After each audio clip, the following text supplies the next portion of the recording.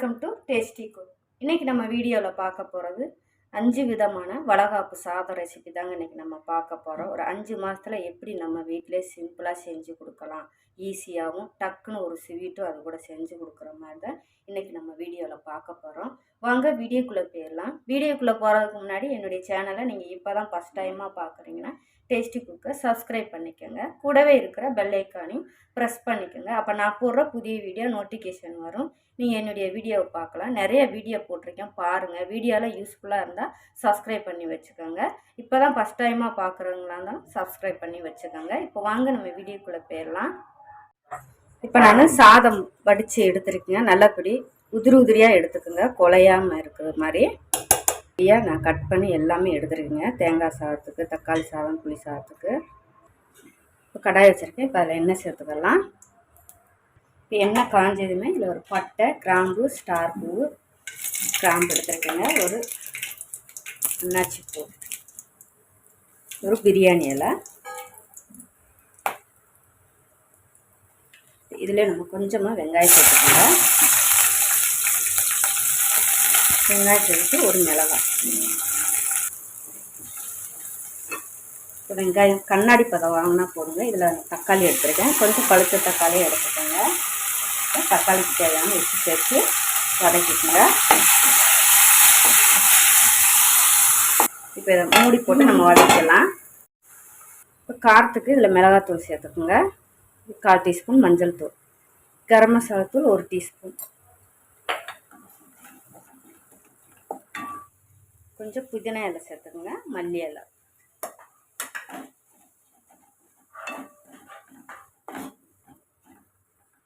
இப்போ நம்ம தக்காளியும் நல்லா வதக்கி எடுத்தாச்சுங்க. இப்போ நம்ம சாதத்தை சேர்த்துக்கலாம். இப்போ அதை நல்லா கலந்து விட்டுக்கலாம், மிக்ஸ் பண்ணி எடுத்துக்கோங்க.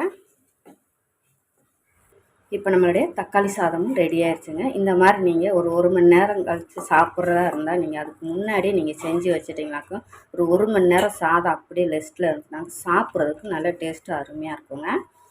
முன்ன கூட நீங்கள் 1 மணி நேரத்துக்கு முன்னாடி நீங்கள் ரெடி பண்ணி வச்சிட்டிங்களாக்கும் நல்லாயிருக்குங்க சாதம். இப்போ இது நம்மளுடைய தக்காளி சாதமும் ரெடி ஆகிடுச்சு. இப்போ ஸ்டவ் ஆன் பண்ணி கடாய் வச்சுருக்கேன். இப்போ நம்ம புளி சாதம் ரெடி பண்ணிக்கலாம்.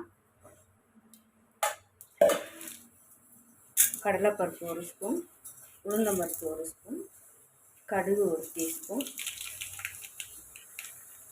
கொஞ்சம் வேர்க்கடலை, ஒரு 5-6 பல்லு பூண்டு வச்சு வச்சுருக்கேன். அதையும் வதக்கிக்கோங்க.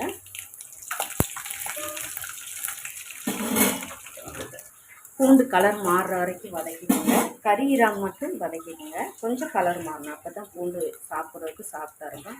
2 வத்தல் கிள்ளி எடுத்துருக்கேன், சேர்த்துக்கோங்க. கொஞ்சம் கருவேப்பிலை,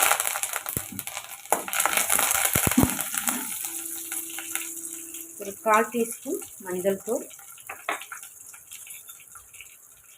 1/4 டீஸ்பூன் மிளகாத்தூள். இதை கலந்து வச்சுக்கலாம். கலந்து வச்சுட்டு கறியிறாமல் நம்ம புளி கரைச்சி ஊற்றிக்கோங்க. இதில் கொஞ்சமாக பெருங்காயத்தூள்,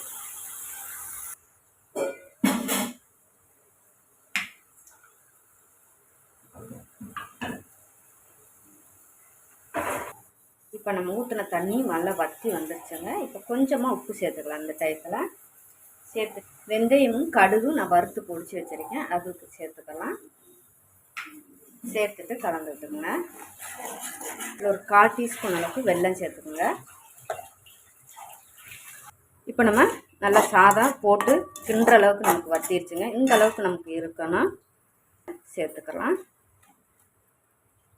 சேர்த்துட்டு கலந்து விட்டுக்கலாம். உங்களுக்கு கிரேவி நிறையா இருக்கிற மாதிரி அவனுக்கு தோணுன்னா கொஞ்சம் ஒரு கைப்பிடி சோறு கூட நம்ம சேர்த்துக்கலாங்க. நல்லா ஊறி வரும்போது நல்லா செட் ஆகி ஒரு 1/2 மணி நேரம் 1 மணி நேரம் வச்சு சாப்பிடும்போது சாதம் சூப்பராக இருக்குங்க. ஊறி நல்லா எல்லாமே நமக்கு எப்பயுமே தக்காளி சாதம், புளி சாதம் இந்த மாதிரி நம்ம கிண்டும்போது நல்லா ஒரு மணி நேரம் 1/2 மணி நேரம் கழிச்சு சாப்பிடும்போது தாங்க இதனுடைய டேஸ்ட்டே நல்லாயிருக்கும். கிண்டுனோட சாப்பிடும்போது அவ்வளோ டேஸ்ட் இருக்காது. இப்போ நம்மளுடைய புளி சாதமும் ரெடி ஆயிடுச்சு. இப்போ கடாய் சூடாயிடுச்சு. இப்போ தேங்காய் சாதத்துக்கு எண்ணெய் சேர்த்துக்குங்க. இப்போ எண்ணெய் சூடானதும் கடலைப்பருப்பு, உளுந்தம்பருப்பு, கொஞ்சம் கடுகு சேர்த்துக்குங்க. நான் வத்தல் கிள்ளி வச்சுருக்கேன், அதையும் சேர்த்துக்குங்க. சேர்த்துட்டு இதில் கொஞ்சம் கருவேப்பிலை, இதில் ஒரு 1/4 டீஸ்பூன் மஞ்சள் தூள்,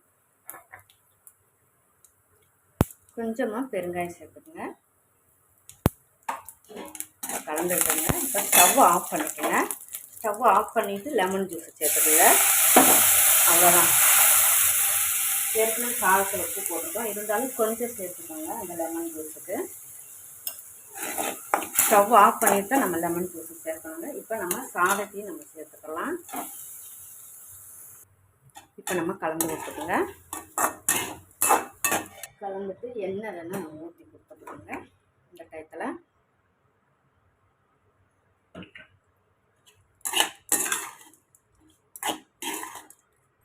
இப்போ நம்மளுடைய லெமன் சாதம் ரெடி ஆயிடுச்சுங்க. இதுவுமே நமக்கு சாப்பிட்றதுக்கு முன்னாடி ஒரு 1 மணி நேரம் 1/2 மணி நேரத்துக்கு நீங்கள் முன்னாடியே செஞ்சு வச்சுட்டு நீங்கள் எடுத்து சாப்பிடும்போது சூப்பராக டேஸ்ட்டாக அருமையாக இருக்குங்க. நம்ம எப்பயுமே செஞ்சதும் சாப்பிட்றத விட செஞ்சு ஒரு 1/2 மணி நேரம் 1 மணி நேரம் வச்சுட்டு நீங்கள் சாப்பிடும்போது அந்த இதெல்லாம் எல்லாம் செட் ஆகி சூப்பராக அருமையாக இருக்குங்க. இப்போ நம்மளுடைய லெமன் சாதமும் ரெடி ஆகிடுச்சு. இப்போ தேங்காய் சாதத்துக்கு நம்ம எண்ணெய் சேர்த்துக்கலாம். எண்ணெய் சூடானதும் கடலைப்பருப்பு சேர்த்துக்கோங்க, உளுந்தம்பருப்பு, கடுகு, கடுகு உளுந்தம்பருப்பு கடலைப்பருப்பு பொரிஞ்சிருச்சுங்க. இதில் ஒரு 4-5 முந்திரி பருப்பு சேர்த்துக்கோங்க. சேர்த்துட்டு இதை நம்ம கலந்து விட்டுக்கலாம். கலந்து விட்டுட்டு இதில் 2 வத்தல் கிள்ளி எடுத்துருக்கேன், கொஞ்சம் கருவேப்பிலை, கொஞ்சம் வெங்காயம் சேர்த்துக்கோங்க. சேர்த்துட்டு இப்போ நம்ம வதக்கி விட்டுக்கலாம். ஸ்லோ ஃப்ளேமில் வச்சுக்கோங்க.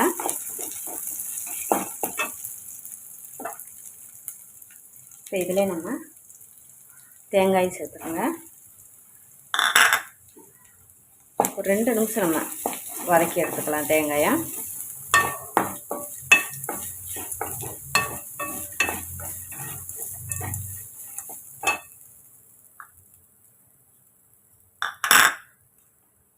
இப்போ இதில் நம்ம சாதத்தையும் சேர்த்துக்கோங்க. சேர்த்துட்டு ஏற்கனவே நம்ம உப்பு போட்டு தான் நம்ம வடிச்சிருக்கோம். இப்போ கொஞ்சம் சேர்த்துக்கோங்க. சேர்த்துட்டு இதில் 1 ஸ்பூன் அளவுக்கு நெய் சேர்த்துக்குங்க இறக்க போகும்போது. இப்போ நம்ம கிண்டி விட்டுக்கலாம்.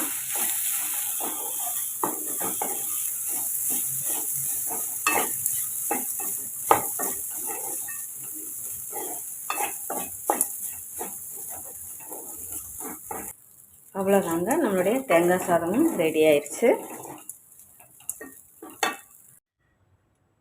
இப்போ இதில் நம்ம சாதத்தையும் சேர்த்துக்கலாம்.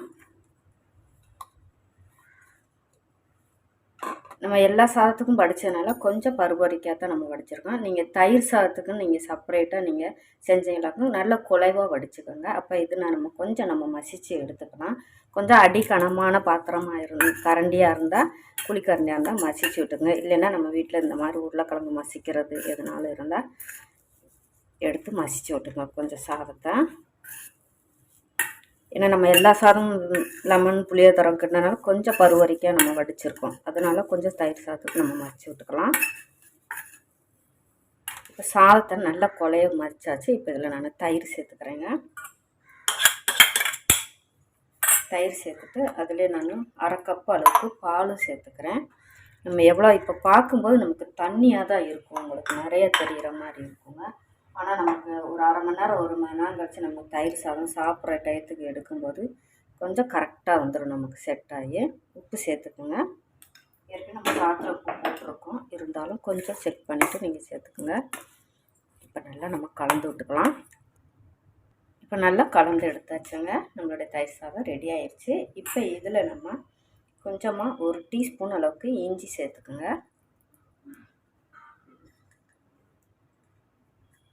இஞ்சி சேர்த்துட்டு கொஞ்சமாக நான் மல்லியெல்லாம் கட் பண்ணி எடுத்துருக்கேன், அதையும் சேர்த்துக்குங்க.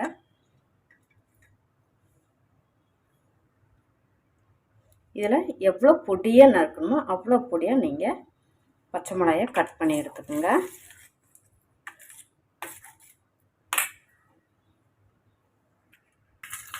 கடுகு தாளிச்சதையும் சேர்த்துக்கலாம்.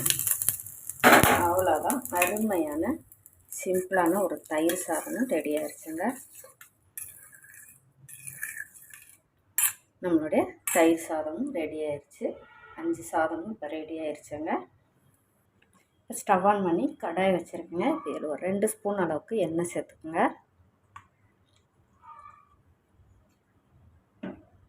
எண்ணெய் சேர்த்துட்டு இதில் முந்திரி பருப்பு கிஸ்மிஸ் இப்போ நம்ம ஸ்வீட்னாலே நம்ம பொங்கல் தான் நம்ம செய்வோங்க. இது நம்ம இன்றைக்கி கேசரி செய்கிறோம்.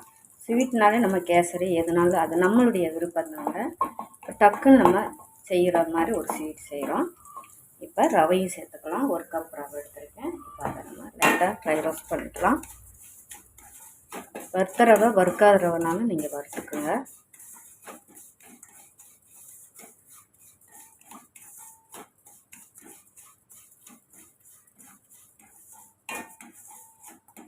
நமக்கு அது கூட எதனாலும் ஒரு ஸ்வீட் வைக்கணும் இல்லையா, அதனால் நம்ம பொங்கல் தான் எப்போயுமே செய்வோம். இந்த மாதிரி பொங்கலுக்கு பதிலோட இந்த மாதிரி கேசரி கூட நம்மளால் முடிஞ்ச ஒரு ஸ்வீட்டாக எதுனாலும் வைக்கலாங்க. நான் தண்ணி சுடு தண்ணி சூடாக்கி வச்சுருக்கேன். இப்போ அதை சேர்த்துக்குங்க. சேர்த்துட்டு டக்கு டக்குன்னு உடனே நம்ம கிண்டிடணுங்க. கட்டி விழுகாமல் ரவை சிம்மில் போட்டுக்குங்க. இது ஒரு 2 நிமிஷம் நம்ம மூடி போட்டுக்கலாம். 2 நிமிஷம் ஆயிடுச்சு. நம்ம ஓப்பன் பண்ணிக்கலாம். பண்ணிட்டு இப்போ நம்ம கலந்து விட்டுக்கலாங்க. இதில் ஏலக்காய் சேர்த்துக்குங்க. 2 ஏலக்காய் தட்டி எடுத்துருக்கேன். இன்றைக்கி நம்ம ஜாங்கிரி தான் நம்ம சேர்க்க போகிறோம். நாட்டு சர்க்கரை நக்கா எடுத்துருக்கேன். நீங்கள் என்ன எடுக்கணுமோ நீங்கள் எடுத்துக்கோங்க. இப்போ இதை கலந்து விட்டுக்கலாம். இதில் இப்போ நம்ம 2 ஸ்பூன் நெய் சேர்த்துக்கலாம். நான் 2 ஸ்பூன் எடுத்துருக்கேன். நீங்கள் நெய் விருப்பப்பட்டால் சேர்த்துக்கோங்க.